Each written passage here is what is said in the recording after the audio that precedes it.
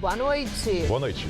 Justiça autoriza reajuste do IPTU em São Paulo. Oposição diz que vai recorrer. Presidente Dilma Rousseff vai anunciar a equipe econômica do segundo mandato amanhã. Polícia prende suspeitos de ataques na zona norte da cidade. Lojas abriram normalmente hoje. Previsão de queda de avião muda a rotina na Avenida Paulista. Símbolo do Brasil, capoeira vira patrimônio imaterial da humanidade.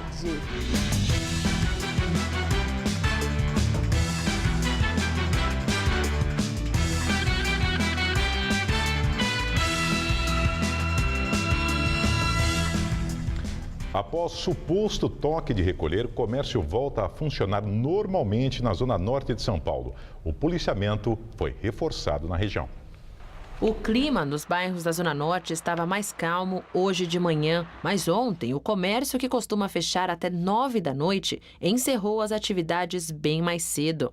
Foi 1h30 da tarde, aí o segurança da loja passou aqui falando que ia ter o toque de recolher e a gente foi e baixou as portas. O boato do toque de recolher na região começou a se espalhar após a morte de Jorge Vieira Ponciano, de 39 anos, nesta pizzaria no último domingo.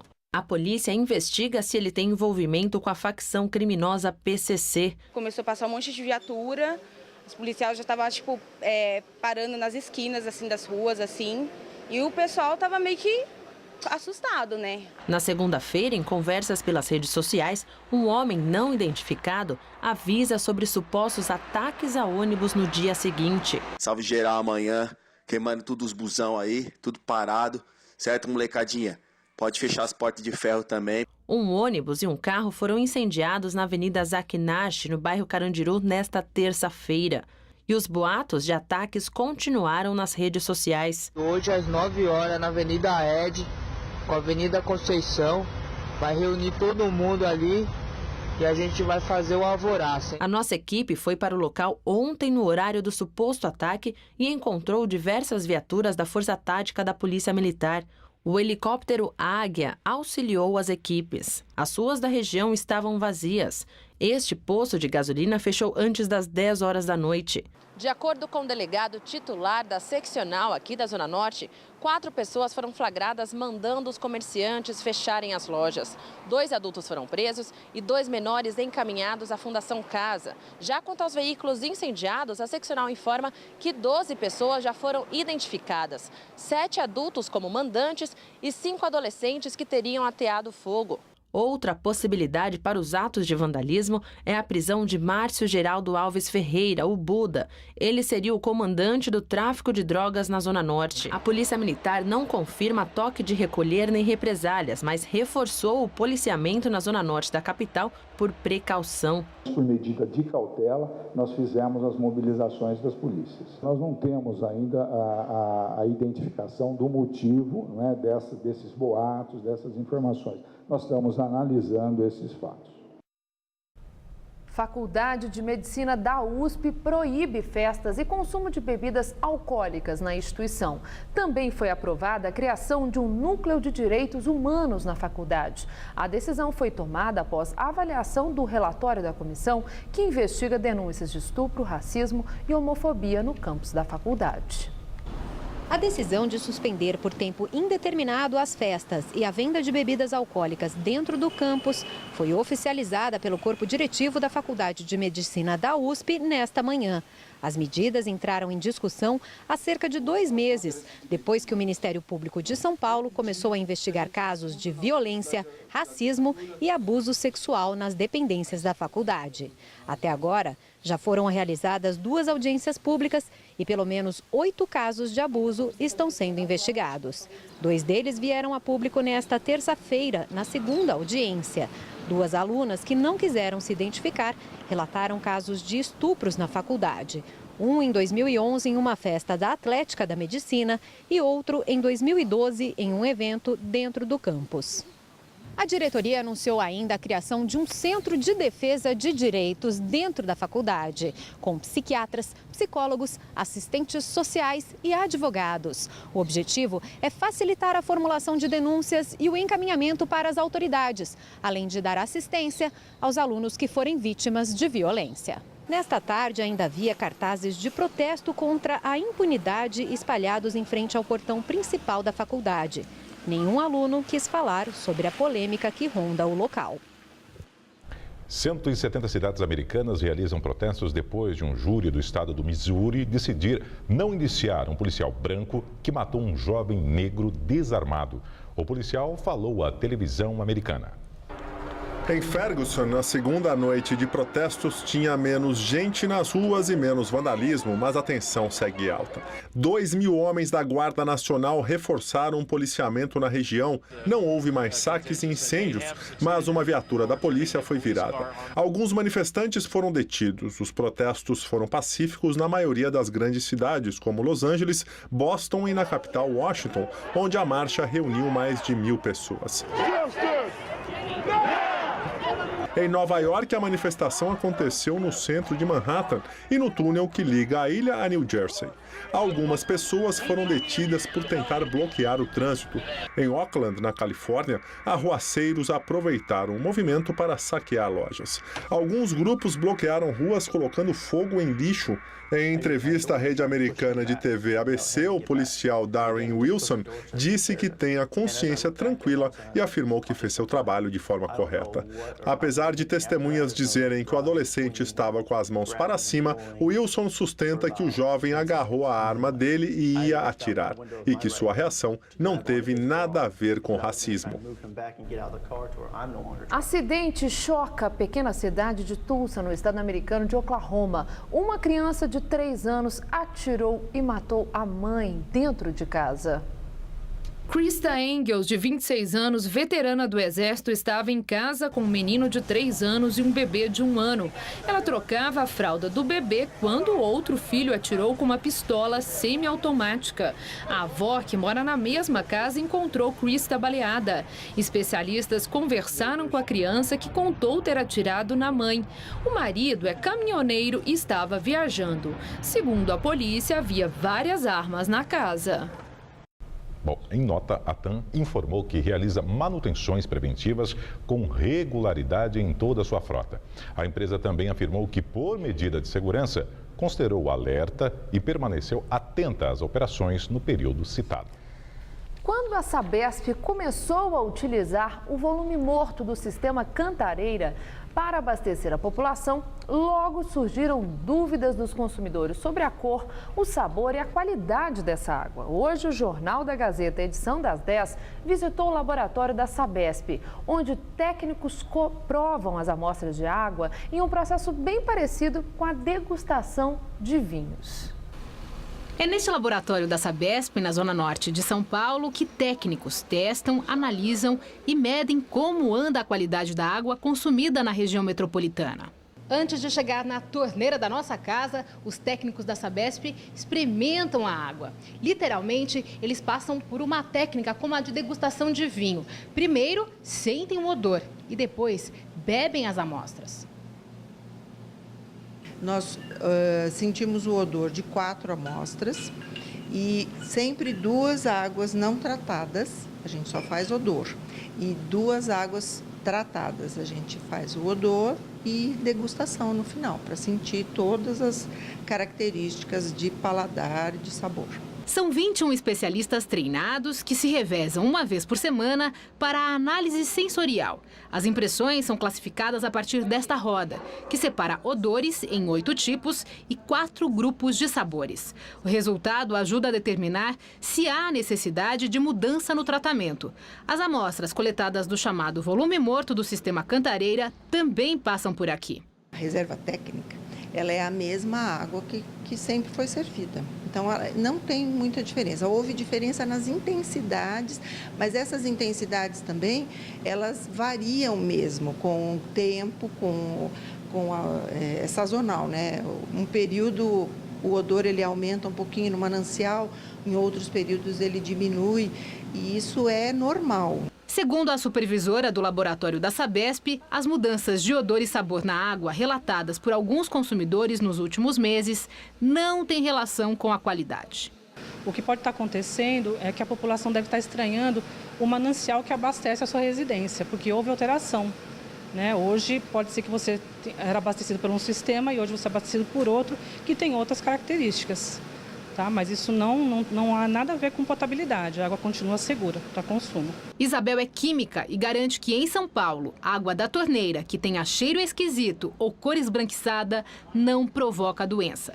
Mas com um alerta. Significa então que a água que chega na nossa torneira pode ser bebida sem qualquer preocupação?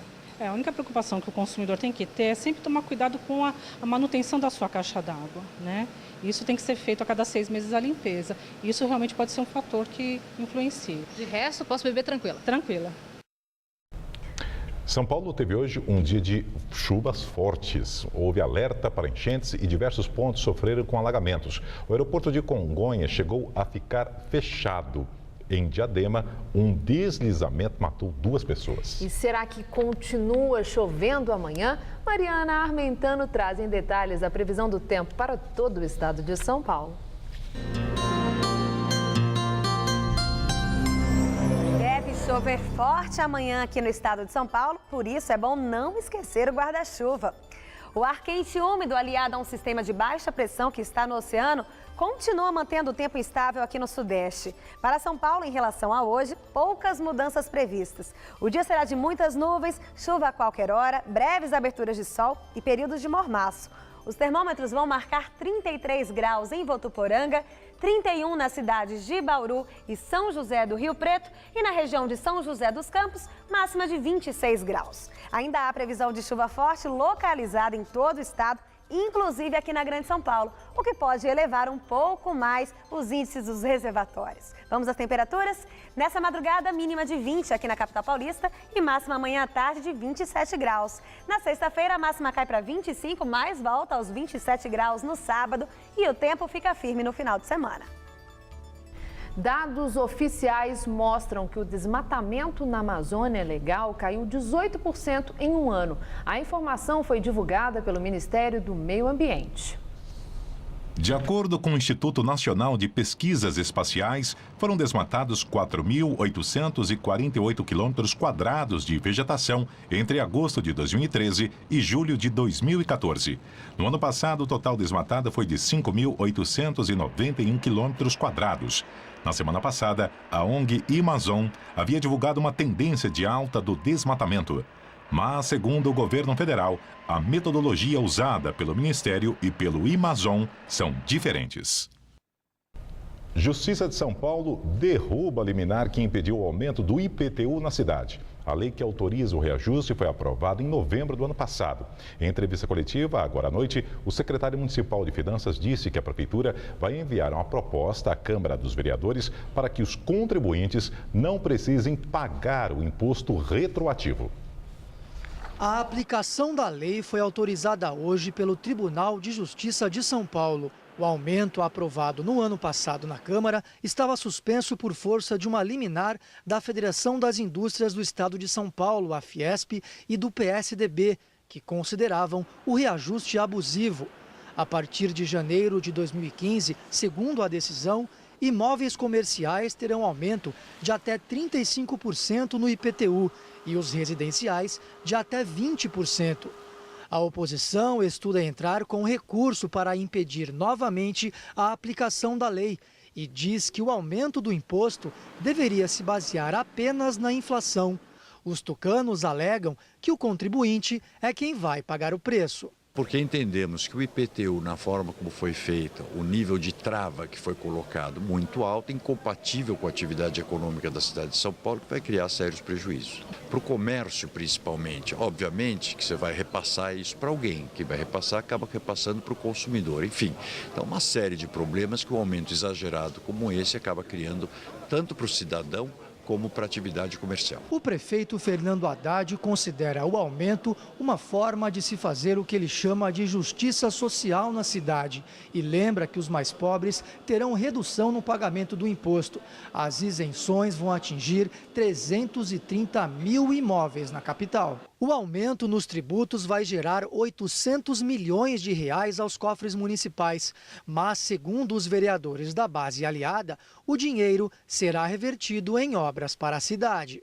Precisa de obra para o trânsito, transporte coletivo, obras para saúde, educação, enfim. O secretário municipal de Finanças, Marcos de Barros Cruz, também falou sobre o reajuste.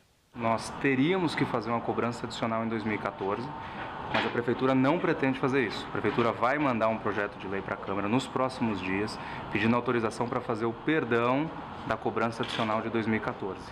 E com isso só aplicar a nova planta de valores que foi aprovada para 2015. A segunda coisa, teve por volta de 450 mil contribuintes que foram prejudicados por essa liminar.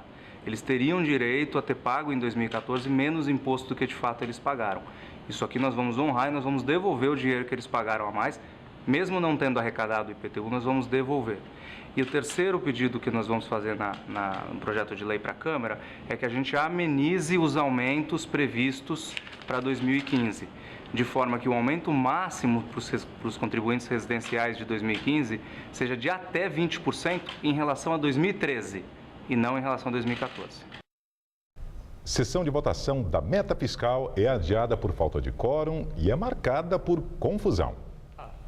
A tentativa de votação foi marcada por discussões entre oposicionistas e o presidente do Congresso, Renan Calheiros, do PMDB. O senador Romero Jucá, também da base aliada, abriu a sessão mantendo o número de deputados e senadores registrado no fim da reunião de ontem. A oposição afirmou que o uso do painel do dia anterior não poderia ser feito sem acordo e passou a protestar pelo fim da sessão por falta de quórum. Vossa Excelência tem que encerrar a sessão e verificar o quórum, presidente. Pelo amor de Deus. Se não há quórum, fala uma cada vez.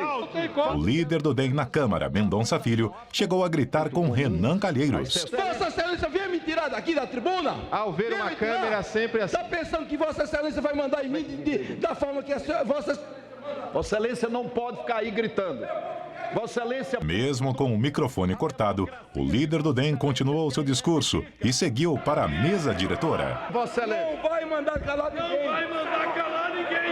Você tem moralizando essa casa. Depois da confusão, a sessão foi declarada encerrada por falta de quórum e uma nova votação foi marcada para a próxima terça. Presidente Dilma Rousseff vai anunciar amanhã a equipe econômica de seu segundo mandato. Apesar do anúncio oficial, os novos titulares ainda não assumirão os cargos. Joaquim Levy deve ser confirmado no Ministério da Fazenda, no lugar de Guido Mantega. Nelson Barbosa deve assumir o planejamento, no lugar de Miriam Belchior. E Alexandre Tombini deve permanecer na presidência do Banco Central. De acordo com a Secretaria de Comunicação Social da Presidência da República, não há previsão para a solenidade de posse dos futuros ocupantes dos cargos. E agora vamos ao comentário de política com Bob Fernandes. Na reta final da eleição presidencial, houve reaproximação da presidente Dilma com o PT e movimentos sociais. Agora, Dilma está novamente recolhida. Com o recolhimento, sobram as versões que vazam do seu entorno, vão construindo manchetes e assim fazendo ou refazendo a imagem de um novo velho governo. Para efeito do que já está sendo contado nas manchetes, pouco importa que sejam fatos ou boatos, verdades ou mentiras. Afinal, o que importa e importará é o que, diante do recolhimento, tudo vai se tornando consolidado como sendo fato. Importa quais imagens e notícias atingem corações e mentes. O que vaza e chega é que Joaquim Levy já é ministro da Fazenda e a rendição ao mercado. Da forma como vazou e deixaram que se alastrasse, Levy é o Eduardo Mãos de Tesoura, aquele personagem que vivia apenas para cortar o que viesse pela frente. E Trabuco, presidente do Bradesco. Como se convida para o comando da economia alguém que, via manchetes, já havia recusado o cargo? E Cátia Abreu, na agricultura. A imagem que dela se formou é de a rainha da motosserra. Para efeitos de comunicação, não importa se essa imagem é justa ou injusta. Ela é a rainha e ponto.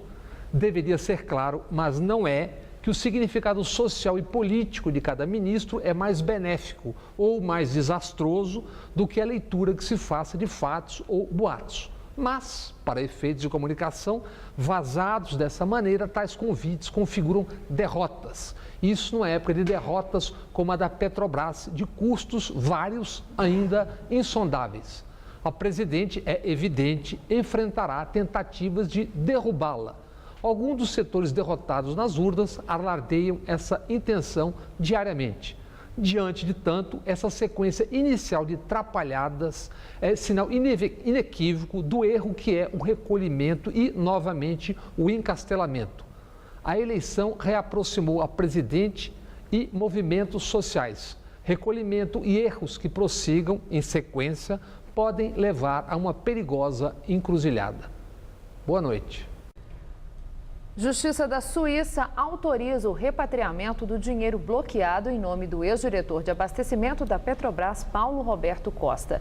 Os valores estão congelados desde abril em 5 contas. O montante de 23 milhões de dólares é o maior valor já repatriado pelo Brasil em casos de corrupção. A decisão foi acertada após reunião entre procuradores brasileiros e autoridades suíças. Ainda não há um prazo para que o dinheiro seja depositado. Em depoimento à Justiça, Costa revelou que o dinheiro foi pago em propina pela construtora Odebrecht. A seguir, presidente da Argentina, Cristina Kirchner, volta ao trabalho depois de ficar afastada por problemas de saúde. E o reconhecimento a um símbolo do Brasil. Capoeira recebe o título de Patrimônio Cultural e Material da Humanidade da Unesco. Polícia de Hong Kong prende mais de 100 manifestantes, incluindo 2 líderes do movimento estudantil que pede mais democracia. Os confrontos começaram quando policiais e oficiais de justiça começaram a retirar as barricadas dos estudantes no bairro de Mong Kok. Enquanto a polícia desmontava os bloqueios numa rua, os estudantes iam para ruas vizinhas. Não houve incidentes graves de violência, mas cerca de 100 manifestantes foram presos. Entre eles, os jovens que ficaram conhecidos no Ocidente, os líderes Joshua Ong e Lester Chun. Depois de 3 horas, foi liberada a área onde manifestantes estavam acampados desde setembro, em protesto por mais democracia na ex-colônia britânica, atualmente sob controle da China. Presidente da Argentina, Cristina Kirchner, volta ao trabalho depois de 3 semanas afastada por problemas de saúde. A presidente encerrou a convenção anual da Câmara Argentina de Construção. No discurso de 40 minutos, disse que pretende resolver a questão dos fundos especulativos e assegurou que não vai se deixar extorquir por especuladores nem pela justiça. Pero sin extorsiones e sin chantajes. Cristina Kirchner, de 61 anos, teve vários problemas de saúde nos últimos tempos. Há 3 semanas foi internada para tratar uma infecção intestinal. A doença impediu que ela participasse da cúpula do G20 na Austrália. A roda de capoeira, um dos maiores símbolos da identidade brasileira, recebe o título de Patrimônio Cultural e Material da Humanidade. A cerimônia de concessão do título aconteceu hoje em reunião da Unesco, realizada em Paris. A capoeira é o 5º bem brasileiro a fazer parte dessa lista. O reconhecimento divulgado pelo Ministério da Cultura foi comemorado em várias cidades do país, entre elas Salvador, onde a modalidade que mistura dança e artes marciais surgiu no século XVII. Hoje, a capoeira está presente em todo o território nacional, além de contar com praticantes em todos os continentes.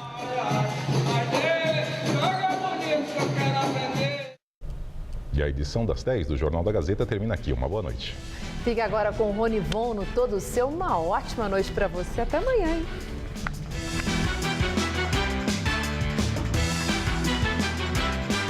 Logo mais 11h30 da noite, o humorista Fábio Rabin dança tango pela primeira vez no Eu Nunca. Assista agora Todo Seu e logo após, Eu Nunca.